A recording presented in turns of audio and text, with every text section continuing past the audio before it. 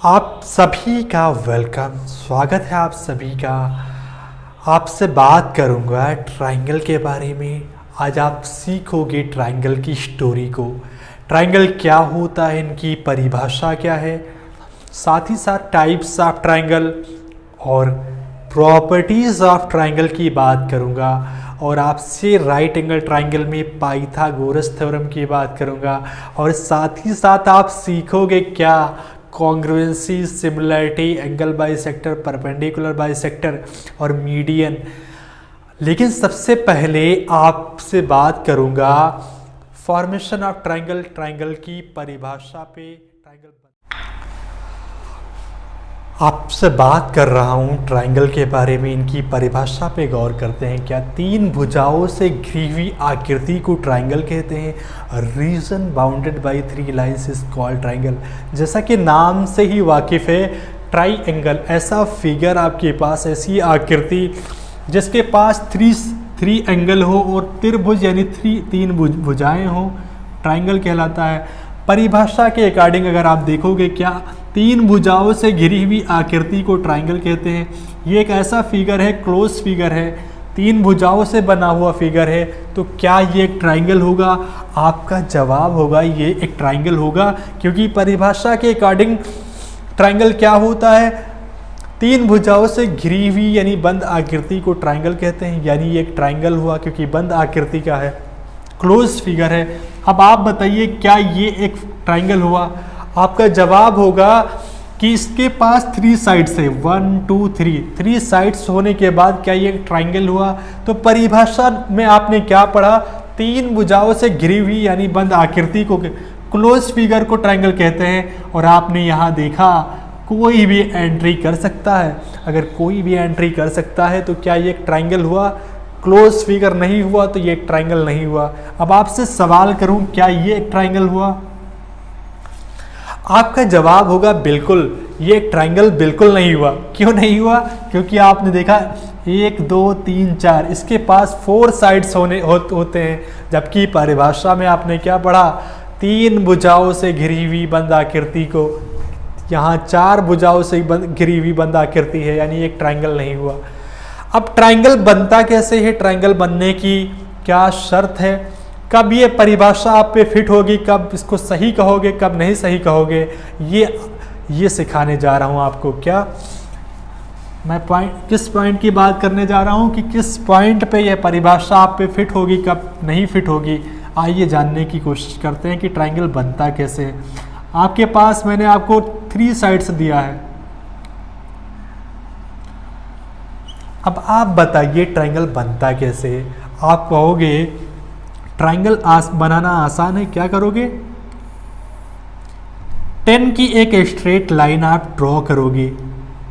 आपने इस पॉइंट को A कंसीडर किया, इस पॉइंट को B कंसीडर किया, और इस सीधी रेखा की लंबाई 10 है। इस सीधी रेखा की लंबाई 10 आपने कंसीडर किया। अब आप क्या करोगे ट्रायंगल बनाने के लिए, प्रकार की हेल्प से इस पॉइंट पे प्रकार रखोगे और 5 का एक आर्क ड्रॉ करोगे। और आपने देखा जब 5 का आर्क ड्रॉ किया तो इस पॉइंट की इसकी लंबाई कितनी हुई, 5 हुई। अगर इसकी लंबाई 5 हुई तो इस पॉइंट पे प्रकार रखा, आपने इसको ड्रॉ किया तो इसकी लंबाई 3 हुई। क्या ट्रायंगल बना? आप कहोगे ट्रायंगल नहीं बना।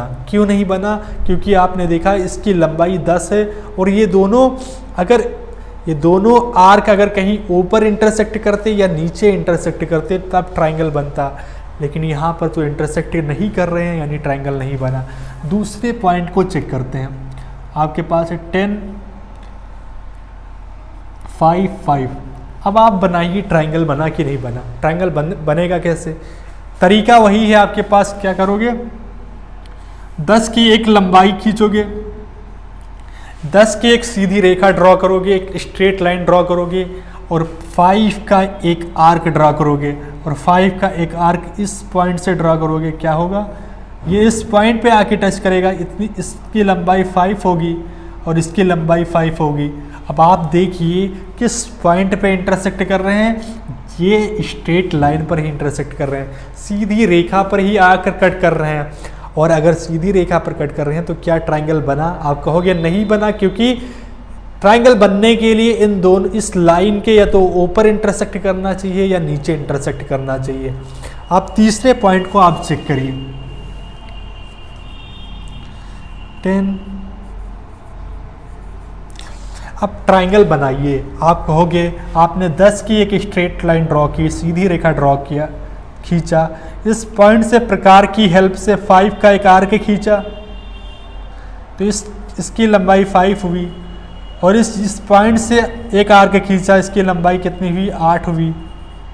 तो इस पॉइंट पे इंटरसेक्ट किया, यानी यहाँ से यहाँ आपने मिला दिया, ट्राइंगल बन गया।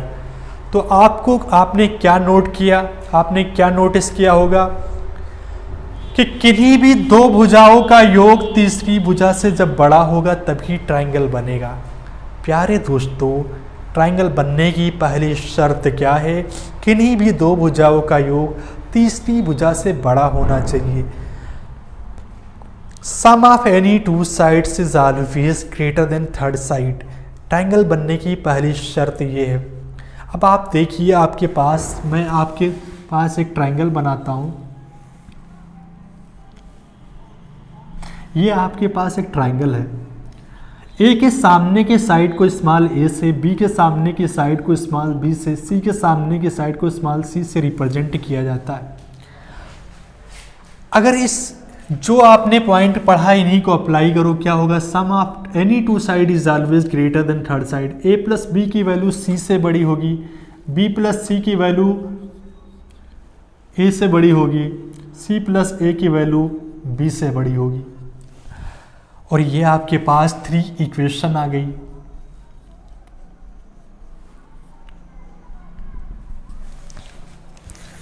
इसको मिटा देते हैं।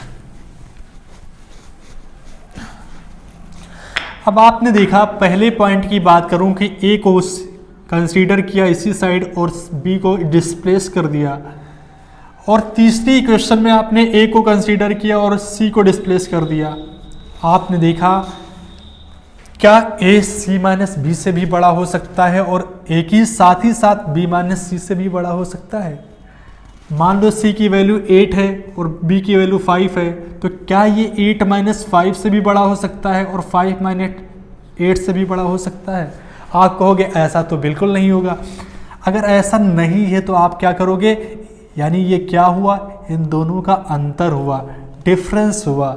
यानी जब डिफरेंस की बात करूँगा तब ये दोनों बातें एक साथ सही साबित होगी।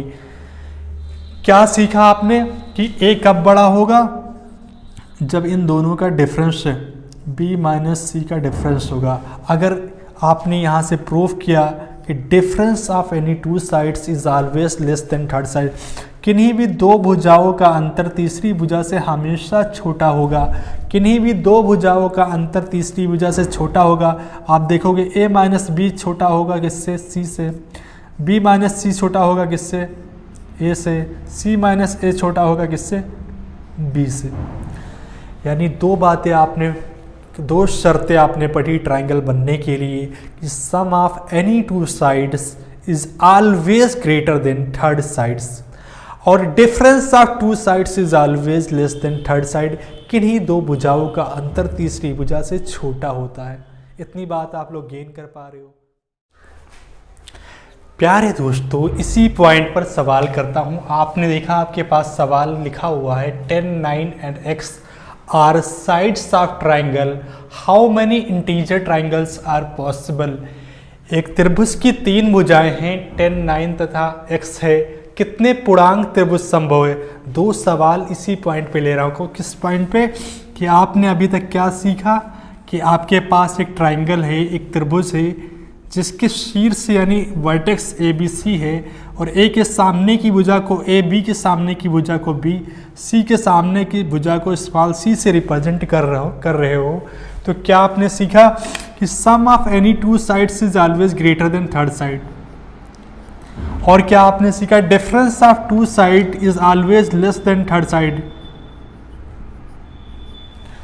अब यहां से आपने क्या प्रूव किया कि C क्या है, किसके बीच लाई कर रहा है, एग्जिस्ट कर रहा है। आपने कहा ये C जो है वो A प्लस बी से छोटा है, लेकिन a माइनस बी से बड़ा है। ये बातें आपने प्रूफ की और यही आप अप्लाई करेंगे यहाँ पर। आपने देखा आपके पास तीन भुजाएं हैं, कौन कौन सी? पहले सवाल में 10, 9 और x। किन्हीं भी दो भुजाओं का योग तीसरी भुजा से बड़ा होता है। तो आपने किन्हीं भी दो भुजाओं का योग कर लिया, ये तीसरी भुजा से बड़ा होगा। अब आप देखिए, आप नोट करिए क्या कि किन्हीं भी दो भुजाओं का अंतर तीसरी भुजा से छोटा होता है। तो ये क्या है?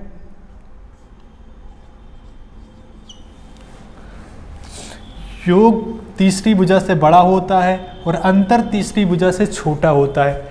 ये चीज़ें आपने अप्लाई किया। अब आप क्या करोगे? 19 और x और 1, यानी x की वैल्यू कहाँ से कहाँ लाई कर रही है, एग्जिस्ट कर रही है। आप कहोगे x से 1 से लेकर 19 तक। इसमें आप 1 को कंसीडर नहीं करोगे और 19 को कंसीडर नहीं करोगे, क्योंकि इनके बीच की संख्याएं लेनी है। तो ये दोनों कंसीडर नहीं करोगे। क्या कंसीडर करोगे? 2, 3, 4, 5, 6, 7, 8, 9, 10, 11, 12, 13, 14, 15, 16, 17, 18। कितनी संख्याएं हुई? आप कहोगे 3, 4, 5, 6, 7, 8, 9, 10, 11, 12, 13, 14, 15, 16, 17 संख्याएं। या इस तरीके से आप काउंट कर सकते हो कि 1 से लेकर 19 तक 19 संख्याएं होती है, जिनमें से 1 और 19 को लेना नहीं है। तो 19 में से 2 आप माइनस कर दोगे, क्या आएगा? 17। यानी आपका ये ऑप्शन सही होगा। इतनी बात आप लोग गेन कर पा रहे हो? नोट करो आप लोग।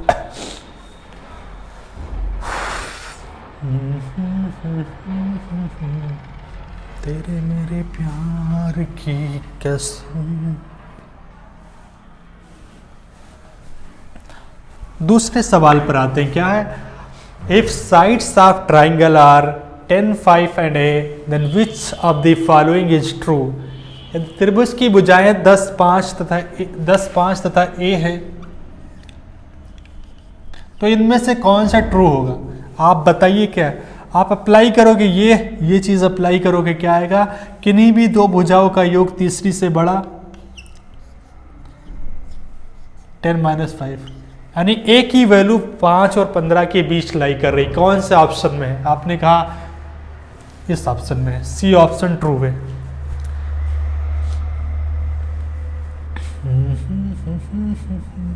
तेरे मेरे प्यार की सच्चाई जो कहती है।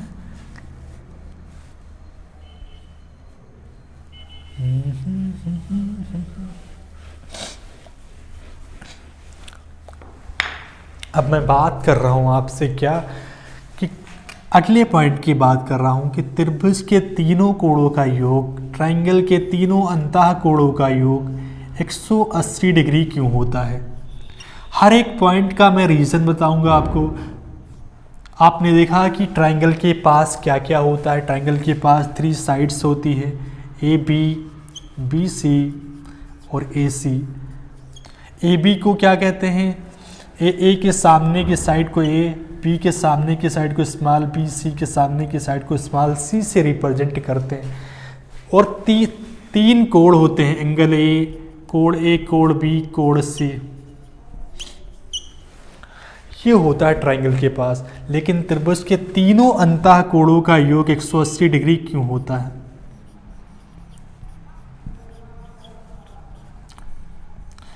त्रिभुज के तीनों अंतः कोणों का योग 180 डिग्री क्यों होता है? पहले आप लोग बताइए। आपके पास 10 सेकंड है, सोचिए। जिंदगी के वादे कभी पूरे नहीं होते।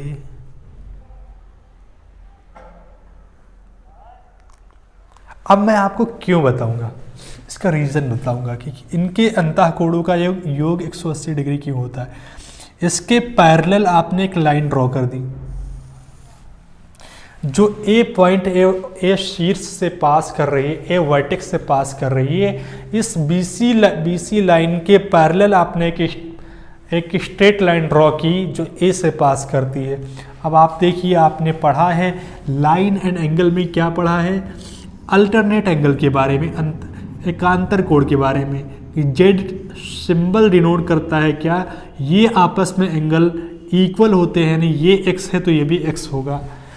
अल्टरनेट एंगल आपस में इक्वल होते हैं, अल्टरनेट इंटीरियर एंगल आपस में इक्वल होते हैं, यानी एकांतर कोण आपस में बराबर होते हैं।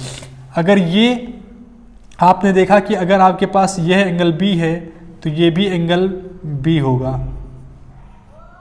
क्योंकि ये आपके पास जेड सिंबल डिनोट कर रहा है। और आप देखिए यहाँ पर ये एंगल सी है तो ये भी जेड बन रहा है, तो क्या होगा? ये एंगल सी होगा। और आपको पता है ये एंगल ए है। अब इस स्ट्रेट लाइन पर बना कोण आपने सीखा है लाइन एंड एंगल में, क्या सीधी रेखा पर बना कोण 180 डिग्री होता है। सीधी रेखा पर बना कोण 180 डिग्री होता है, ये 180 डिग्री होता है। तो आपने देखा क्या होगा? एंगल बी प्लस ए प्लस सी क्या हो जाएगा? 180 डिग्री। और आपके पास क्या है? ये एंगल बी है, ये एंगल सी है। और त्रिभुज के अंतःकोणों का योग भी क्या होता है? Angle A plus angle B plus C. तो यानी किसके इक्वल होगा? 180 डिग्री के। Are you getting my point?